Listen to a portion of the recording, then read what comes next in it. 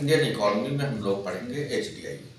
HDI का अर्थ होता है ह्यूमन डेवलपमेंट इंडेक्स, अर्थात मानव विकास सूचकांक। एचडीआई का निर्माण यूएनडीपी यानी यूनाइटेड नेशंस डेवलपमेंट प्रोग्राम करता है।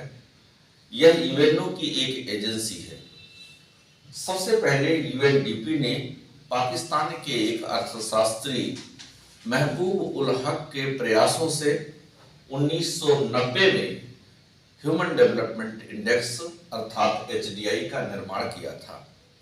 पहली बार 1990 में ही अपनी एचडीआई रिपोर्ट तैयार की थी। एचडीआई रिपोर्ट में यूएनडीपी दुनिया के देशों में मानव विकास की इंडिविजुअल लेवल पर स्थिति देखता है। इस रिपोर्ट को तैयार करने में एचडीआई निर्माण में यूएनडीपी 3 बेसिक पैरामीटर को शामिल करता है। पहला है लाइफ एक्सपेक्टेंसी, जीवन प्रत्याशा, अर्थात उस देश में हेल्थ फैसिलिटी इंडिविजुअल लेवल पर कैसी है।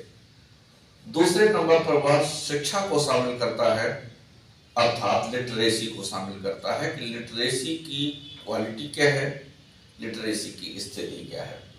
और तीसरा पर कैपिटा जीडीपी यानी पर कैपिटा लिविंग स्टैंडर्ड को शामिल करता है। ये तीनों बेसिक पैरामीटर तैयार करता है। तीनों बेसिक पैरामीटर के आधार पे एचडीआई का निर्माण कर दिया जाता है और जो एचडीआई वैल्यू आती है उसके आधार पर देशों को कैटेगराइज करता है और रैंकिंग करता है। जो अभी हाल ही में रिपोर्ट आई है 2022 की, उसकी फर्स्ट रैंकिंग में स्विट्जरलैंड है और 191 देशों की एचडीआई में भारत की रैंकिंग 132 की है। इसका मतलब यह है कि भारत 132वें नंबर पर है।